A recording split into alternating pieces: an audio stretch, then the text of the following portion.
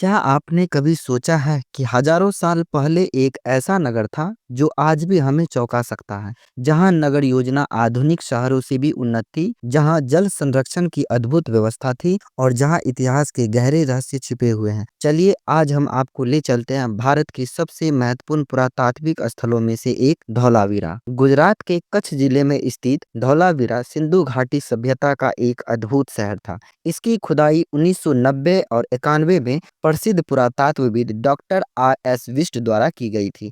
लेकिन क्या आप जानते हैं, यह सिंधु सभ्यता का एकमात्र स्थल है जो 3 भागों में विभाजित था: दुर्ग, मध्यमा और निचला नगर। आज के कई आधुनिक शहर भी धौलावीरा की योजनाओं के सामने फीके पड़ सकते हैं।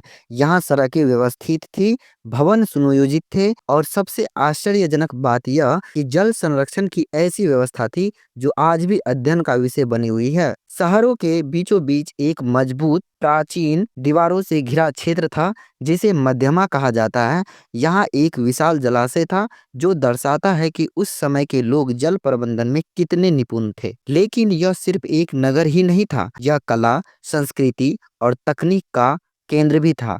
यहाँ से प्राप्त अवशेष हमें बताते हैं कि यह शहर उस समय कितना उन्नत था। घोड़े की कलाकृतियाँ जो यह दिखाता है कि यह एक बड़ा रहस्य है। पॉलिशदार श्वेत पाषाण खंड और सफेद मिट्टी यहाँ पे पाए गए।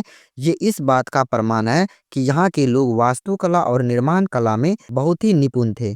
अद्भुत जल निकास प्रणाली जो कि शहर की सड़कों के नीचे बनी जल निकासी नहरें हमें दिखाती है कि प्राचीन भारतीय कितने कुशल थे अपने इंजीनियरिंग क्षेत्र में। धोलावीरा की लिपि आज भी एक रहस्य बनी हुई है इतिहासकारों के लिए।